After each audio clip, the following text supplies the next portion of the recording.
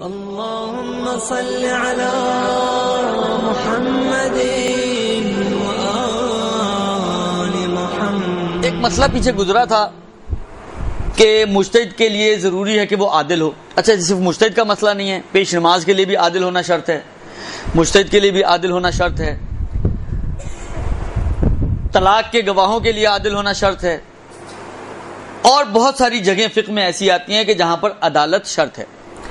عدالت کا مطلب یہ ہے کہ ایک شخص اپنی، جو آسان معنی کیا جاتا ہے وہ یہی ہے کہ ایک شخص اپنے واجبات کو انجام دیتا ہو اور اپنے اوپر جو حرام کام ہیں ان سے پرہیز کرتا ہوں۔ لہذا یہ اسی چیپٹر میں یہ مسئلہ گزرا تھا کہ اگر کوئی شخص گناہ کرتا ہے تو اس کی عدالت ساقط ہو جاتی ہے، البتہ توبہ کرنے سے عدالت واپس پلٹ بھی آتی ہے۔ ایک مسئلہ تو یہ ہے کہ توبہ کرنے سے عدالت پلٹ آتی ہے۔ مثلا ایک شخص نے آپ کے سامنے گناہ کیا اور آپ کی نظر میں اس کی عدالت ساقط ہو گئی، لیکن اس کی عادت یہ ہے کہ جب وہ نماز کے لیے کھڑا ہوتا ہے تو وہ شروع کرتا ہے استغفر اللہ ربی و اتوب الیہ۔ آیا اس کی یہ توبہ کافی ہو گئی، اس کی عدالت پلٹ آئے گی؟ یہ ایک سوال پوچھا گیا آغا خوئی سے۔ ان کا جو جواب تھا وہ مجھے یاد ہے، وہ میں عرض کر دیتا ہوں آپ کی خدمت میں، باقیوں کا مجھے معلوم نہیں، لیکن شاید قانون ایسا ہی ہو۔ اور وہ یہ کہ آغا خوئی سے یہی سوال پوچھا گیا کہ وہ ایک نماز پڑھنے سے پہلے ایک مرتبہ استغفر اللہ جب پڑھتا ہے تو کیا یہ کافی ہو جائے گا؟ کہتے ہیں یہ کافی نہیں ہے، بلکہ پرٹیکولرلی جو گناہ کیا ہے اس کی پرٹیکولرلی توبہ ہونی چاہیے۔ یہ ایک اجمالی سی توبہ اور استغفار کہ اس کو خود بھی اندازہ نہ ہو کہ میں کس گناہ کے لیے کر رہا ہوں، یہ کافی نہیں ہے، لہذا اس سے عدالت نہیں پلٹے گی۔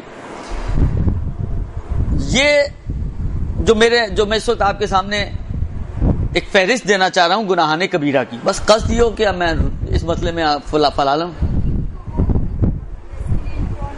نہیں انفارمیشن کوئی، بس آپ کی نیت ہو، یعنی کوئی آپ سے پوچھے کہ آپ تو مثلا آغا ایکس کی تقلید کرتی ہیں، ان کا مسئلہ تو یہ ہے، تو آپ کیسے اس پر عمل کر رہی ہیں؟ آپ کہیں جو ان کی احتیاط تھی میں نے رجوع کیا، بس یہ اتنا قصد ہونا کافی ہے۔ یہ ایک فہرست ہے گناہان کبیرہ کی کہ عرض کیا نا کہ عدالت گناہ کرنے سے ساقط ہو جاتی ہے۔ اب ایک بحث ہے کہ آیا گناہ صغیرہ سے ساقط ہوتی ہے نہیں ہوتی، لیکن گناہ کبیرہ قدر متیقن ہے کہ یقینی طور پہ اگر کوئی شخص گناہان کبیرہ پر عمل کرتا ہے تو اس کی عدالت جو ہے وہ ساقط ہو جاتی ہے۔ تو ایک فہرست میرا دل چاہ رہا تھا کہ یہ اس بحث کے تتمے کے طور پر یا اس کو ایک مکمل کرنے کے لیے اس کو آپ کی خدمت میں عرض کروں۔ یہ جو نوٹس ہیں یہ میرے اپنے ہاتھ کو بنائے ہوئے نوٹس ہیں، 87 کے ہیں۔ یہ جب میں کراچی میں ہوا کرتا تھا، ایک آغا تھے، ان کے درسوں میں ہم جایا کرتے تھے، تو یہ ان کی بنائی ہوئی فہرست ہے۔ ممکن ہے شاید بعض کتابوں میں آپ کو پلس مائنس کوئی چیزیں ملیں، تو ممکن ہے یہ انہوں نے اجتماعی طور پہ مختلف روایتوں یا مختلف کتابوں سے ایکسٹریکٹ نکالا ہو، وہ میں آپ کی خدمت میں عرض کر رہا ہوں۔ اس میں تقریباً انہوں نے 82 کے قریب ان گناہان کبیرہ کا تذکرہ کیا کہ جس کو علماء نے مانا ہے کہ یہ سب گناہ کبیرہ ہیں، اور اس کے بعد تقریباً 18 کے قریب ان گناہوں کا تذکرہ کیا کہ جو کنٹروورشل ہیں کہ گناہ کبیرہ ہیں یا نہیں ہے، لیکن بعض نے مانا ہے بعض نے نہیں مانا، یعنی کنفرم نہیں ہے، اختلافی ہیں۔ 82 اور 18 تقریباً 100 کے قریب یہ فہرست ہے، اور میں صرف فہرست کی حد تک کوشش کروں گا یہ رہے تاکہ آپ اس کو، اگر بہرحال ایک قابل استفادہ چیز تھی۔ فرماتے ہیں کہ وہ یقینی گناہان کبیرہ، کچھ گناہ کبیرہ وہ ہیں کہ جن کا تعلق براہ راست خدا سے ہے، خدا سے ریلیٹڈ گناہ کبیرہ۔ پہلا شرک اپنی تمام اقسام کے ساتھ، دوسرا مایوسی، رحمت خدا سے مایوس ہو جانا، تیسرا عذاب خدا سے اپنے آپ کو محفوظ سمجھنا، چوتھا ریاکاری، پانچواں بدعت یعنی دین میں کسی ایسی چیز کو داخل کر دینا جس کا دین سے کوئی تعلق نہ ہو، چھٹا حکم خدا کے علاوہ کسی اور کا حکم ماننا، یعنی اب میں نے کہا نا کہ بعض جملوں کی وضاحتیں ہیں، لیکن اب میں وضاحتوں میں پڑھنا نہیں چاہ رہا ہوں کیونکہ وقت اتنا نہیں ہے۔ یعنی مراد ان کی یہ ہے کہ کسی اور کا حکم ماننا دین سمجھتے ہوئے، راہ خدا کو بند کرنا حج وغیرہ کے لیے، البتہ عمومی بھی ہو سکتا ہے راہ خدا کو بند کرنا عمل کے لیے، راہ خدا کو بند کرنا حج کے لیے، یہ دونوں چیزیں آ سکتی ہیں اس میں۔ ہجرت کے بعد اعرابی بن جانا، یعنی تعرب بعد الہجرہ، کہ ہجرت کر کے کسی ایسی جگہ چلے جائیں جہاں پر آپ کا دین محفوظ نہ ہو، آپ اپنے دین کے مطابق عمل نہ کر سکیں۔ کفران نعمت، یہ 9 وہ گناہ ہیں کہ جن کا تعلق خدا سے ہے۔ اب کچھ وہ گناہ ہیں کہ جن کا تعلق حقوق الناس سے ہے۔ 10واں نفس محترم کو قتل کرنا، اس میں کسی اور کو قتل کرنا، خودکشی کرنا اور سکت جنین، حمل کو گروانا، یہ سب شامل ہے، یہ سب قتل ہے۔ 11واں والدین کو اذیت دینا، 12واں قطع رحم، 13واں پاک دامن عورت پر زنا کی تہمت لگانا، 14واں بہتان لگانا، کوئی یعنی زنا کے علاوہ کوئی اور بہتان اور کسی بھی مومن پہ، 15واں معاشرے میں فتنہ و فساد برپا کرنا، 16واں کسی یعنی غیبت کرنا، کسی کے عیب کو بیان کرنا، 17واں چغلخوری، 18واں حسد، 19واں بغیر مجبوری کے کسی کا حق دبا لینا، مالی حقوق، 20واں دھوکہ دینا، مکر و فریب کرنا، 21واں جادو کرنا یا کرانا، 22واں مسلمانوں سے جنگ کرنا، 23واں مومن سے دشمنی کرنا، 24واں مومن کا مذاق اڑانا، 25واں مومن کو طعنہ دینا، 26واں مومن کو گالی دینا، 27واں مومن کو ذلیل کرنا، 28واں مومن کی توہین کرنا، 29واں مومن کی حجب کرنا۔ حجب ظاہری طور پر نظم کی صورت میں کسی کی توہین کرنا یا کسی کی غیبت کرنا، اس کو کہتے ہیں۔ 30واں مومن کو اذیت دینا، 31واں مومن کو ملامت کرنا، 32واں پڑوسی کو تکلیف پہنچانا، 33واں انسان دو روئی رکھے، سامنے کچھ پیچھے کچھ، منافقت، 34واں نماز کو ترک کرنا، 35واں ترک واجب زکوٰۃ کو ترک کرنا، 36واں حج کو ترک کرنا، 37واں میدان جہاد سے فرار اختیار کرنا، 38واں حرام مہینوں میں جنگ کرنا، 39واں قرآن کی توہین کرنا، 40واں کعبے کی توہین کرنا، 41واں مساجد کی توہین کرنا، 42واں روزہ معصومین کی توہین کرنا، 43واں خاک شفا کی توہین کرنا، 44واں کسی واجب کو معمولی سمجھ کر ترک کرنا۔ نماز کے بارے میں تو روایتیں بھی ہیں۔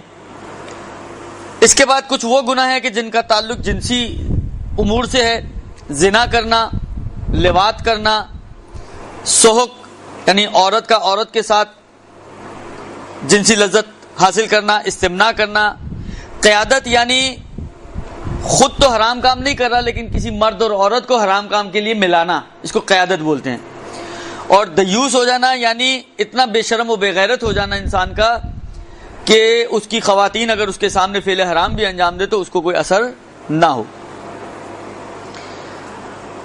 تکبر 51، 52واں جھوٹ بولنا، 53واں جھوٹی قسم کھانا، 54واں جھوٹی گواہی دینا، اور 55 سچی گواہی کا چھپانا۔ یہ دونوں جو ہیں 54 اور 55 ان کا تعلق کورٹ سے، اسلامک کورٹ سے، کہ اسلامک کورٹ میں جھوٹی گواہی دینا یہ ایک گناہ ہے، آپ جھوٹی گواہی نہیں دے رہے لیکن سچی گواہی کو چھپا رہے ہیں، یہ دوسرا گناہ ہے۔ 56واں ایگریمنٹ کی، معاہدے کی خلاف ورزی کرنا۔ اس کے بعد کچھ وہ گناہ ہیں جن کا تعلق ظلم سے ہے، ظلم کرنا، ظالم کی مدد کرنا، 57، 58، 59 مظلوم کی مدد نہ کرنا، 60واں ظالم کی طرف جھکاؤ ہونا، اس سے دوستی رکھنا یا دل سے اس کو پسند کرنا۔ 61واں ظالم کی طرف سے عہدے قبول کرنا، وہ عہدے جن کا تعلق ٹیکس لگانے یا کوئی قضاوت وغیرہ فیصلے کرنے اور اس قسم کی چیزوں سے ہے۔ اس کے بعد کچھ گناہ وہ ہیں کہ جن کا تعلق انسان کے شغل اور پروفیشن سے ہے۔ جوا یعنی کمائی کے ذریعوں سے، جوا 62 جو ہے وہ جوا ہے۔ 62واں 63واں گانا، 64واں آلات گانا کا استعمال، 65واں سود کھانا یا کھلانا، 66واں یتیم کا مال کھانا، 67واں اسراف، 68واں تبذیر۔ اسراف کا مطلب ہے ضرورت کی جگہ پر زیادہ خرچ کرنا، تبذیر کا مطلب ہے بلا ضرورت خرچ کرنا، اس سے بھی بدتر ہے۔ 69واں کھانے پینے کی چیزوں کی ذخیرہ اندوزی کرنا قحط کے زمانے میں۔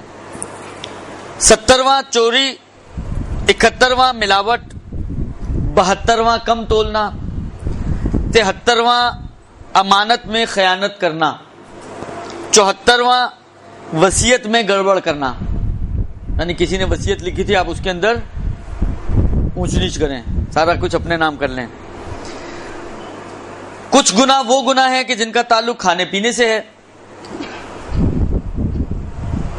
سحت کھانا، اچھا سحت روایتوں میں یہ لفظ بہت استعمال ہوا ہے، سحت کہتے ہیں حرام کمائی کو۔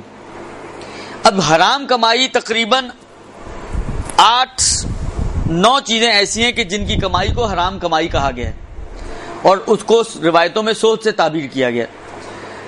اب سحت کے مصادیق جو ہیں حرام کھانا، سین سے، سین بڑی ہے اور تے، شراب کے پیسے، 1 نشے والی چیز کے پیسے، 2 کوئی اگر شراب بیچے تو جو کمائی حاصل ہوئی یہ حرام کمائی ہے، کوئی ہیروئن بیچے یہ بھی حرام کمائی ہے، مردار کے پیسے، زنا کے ذریعے کمائے جانے والے پیسے، گا کر کمائے جانے والے پیسے، شطرنج بیچ کے یا کھیل کے کمائے جانے والے پیسے، غیر شکاری کتے کو کی خرید و فروخت میں جو پیسے کمائے جائیں، رشوت جو شرعاً حرام ہے وہ رشوت کے پیسے، ظالم کی طرف سے ملنے والے تحفے جو غصبی ہوں، اور یہ 9 چیزیں ہیں جو سحت کہلاتی ہیں۔ تو سحت کھانا یعنی حرام کمائی کھانا، یہ ایک، یہ 75واں ہو گیا۔ 76واں خود شراب پینا، 77واں خون پینا، 78واں سور کا گوشت کھانا، 79واں مردار کھانا، 80 اس ذبیحے کا گوشت کھانا جسے غیر خدا کے لیے ذبح کیا گیا ہو، 81واں گناہ صغیرہ کو بار بار انجام دینا، گناہ صغیرہ پر اصرار یعنی اس کو ریپیٹڈلی انجام دینا، یہ اس صغیرہ کو تبدیل میں کبیرہ کر دیتا ہے۔ مثلا فرض کریں شیو کرنا بالفرض، پتہ اس کا گناہ ہونا ثابت نہیں ہے کیونکہ اکثر کی احتیاط واجب ہی ہے، تھوڑی دیر کے لیے ایک مثال کے طور پہ سے فرض کر رہا ہوں، مثلا فرض کریں کہ داڑھی مونڈنا، لیکن اگر کوئی روز یہ کام کرے گا تو یہ خود ہی صغیرہ تبدیل میں کبیرہ ہو جائے گا۔ اور 82واں کسی گناہ کو معمولی سمجھ کر انجام دینا، یہ 82 وہ گناہ ہے کہ جن کو یقینی گناہان کبیرہ کے اندر شمار کیا گیا ہے۔ اب 18 کے قریب وہ گناہ ہیں کہ جو تھوڑے کنٹروورشل ہیں، کچھ نے مانا ہے کچھ نے نہیں مانا ہے، تھوڑے اختلافی ہیں، کہ وہ گناہ جن کا تعلق پردے سے ہے، ایسے مقام پر اپنی شرمگاہ کو کھولنا جہاں ممیز ہو اور احتمال ہو کہ اس کی نظر پڑے گی۔ یہاں ظاہر شرمگاہ سے مراد وہی پرائیویٹ پارٹس ہیں۔ کسی بالغ یا ممیز کی شرمگاہ کو دیکھنا، شہوت کے ساتھ کسی کے جسم کو دیکھنا سوائے شوہر اور بیوی کے، نامحرم یا اجنبی کے جسم کو مس کرنا خواہ لذت ہو یا نہ ہو، کسی کے گھر میں جھانکنا، کسی کے خط کو بغیر اجازت کے پڑھنا، یہ 6 ہو گئی ہے. 7ویں چیز نجس چیز یعنی متنجس چیز کا کھانا پینا. 8ویں چیز سونے اور چاندی کے برتنوں میں کھانا پینا. 9ویں چیز قبلہ رخ یا پشت بے قبلہ ہو کر پیشاب و پاخانہ کرنا. 10ویں چیز حالت جنابت و حیض و نفاس میں مسجد میں ٹھہرنا. 11ویں چیز سونا اور ریشم مردوں کے لیے پہننا، یہ مردوں سے ریلیٹڈ ہے. 12ویں چیز مرد کا عورت جیسا بن جانا اور عورت کا مرد جیسا بن جانا. یعنی اگر آپ کو یاد ہو لباس کے احکام میں شاید یہ ایک مسئلہ آیا تھا کہ مردوں کی زئی قرار دینا. زئی یعنی اپنے آپ یعنی اپنا لباس ہی ایسا بنا لینا کہ مرد عورتوں والا لباس اپنا لباس بنا لیں یا عورتیں مردوں جیسا لباس بنا لیں. تو یہ حرام ہے. اس کے بعد 13ویں چیز مجسمہ جاندار کا مجسمہ بنانا. 14ویں چیز گمراہ کرنے والی کتابوں کو محفوظ کرنا، ان کو سنبھال کے رکھنا. 15ویں چیز گناہ کی محفلوں میں ٹھہرنا. 16ویں چیز غیر مستحق کی تعریف یا مذمت کرنا. 17ویں چیز نماز جماعت کو خفیف سمجھ کر ترک کرنا. 18ویں چیز طہارت، نماز، روزہ، حج، خمس، نکاح، طلاق، کاروبار، کھانا پینا، اجارہ، ہبہ اور غصب، ان سے مربوط جو گناہ ہیں ان کا خیال رکھیں. یہ ان کو بھی شمار کیا گیا اسی فہرست میں کہ ان سے ریلیٹڈ جو گناہ ہیں وہ کنٹراورشل گناہ ہو جائیں گے. یہ تقریباً فہرست ہے ان گناہوں کی. بہرحال دیکھیے ممکن ہے، میں نے عرض کیا نا کہ شاید آپ آغا دستگیب شیرازی کی کتاب گناہان کبیرہ کھولیں تو بعض چیزیں آپ کو اس میں نہ ملیں. یہ میں آپ کی خدمت میں عرض کر دوں، میں ابھی تک کسی خاص وجہ سے یہ سوچ سمجھ نہیں پا رہا ہوں کہ میں بتاؤں. یہ بہرحال چلے میں عرض کر دیتا ہوں. یہ جناب مولانا صادق حسن صاحب کی محنتیں ہیں. یہ ان کا ایک زمانے میں درس ہوا کرتا تھا سلح بازار میں، یہ اس میں انہوں نے لکھوائے تھے اور یہ انہی کی محنت ہے. میری اپنی ذاتی کوئی محنت نہیں ہے اس میں، میری محنت صرف بیان کرنے کی ہے. درست. تو ممکن ہے آپ کتاب کھولیں گناہان کبیرہ، بعض چیزیں اس میں نہ ملیں. تو میں نے اسی لیے شروع میں عرض کیا کہ ممکن ہے یہ ایک کتاب کا نچوڑ نہ ہو، یہ مختلف کتابوں سے، مختلف اخلاقی، روائی، فقہی کتابوں سے انہوں نے محنت کر کے یہ سارا نچوڑ نکالا ہو جو میں نے آپ کی خدمت میں پیش کیا. لیکن فرض کریں کہ ممکن ہے کہ کسی چیز کا اگر آپ کو کبیرہ ہونا نہ بھی ملے تو بالآخر یہ سارے گناہ تو ہیں ہی ہیں. قدر متیقن ان کے اندر یہ ہے کہ یہ سب گناہ ہیں.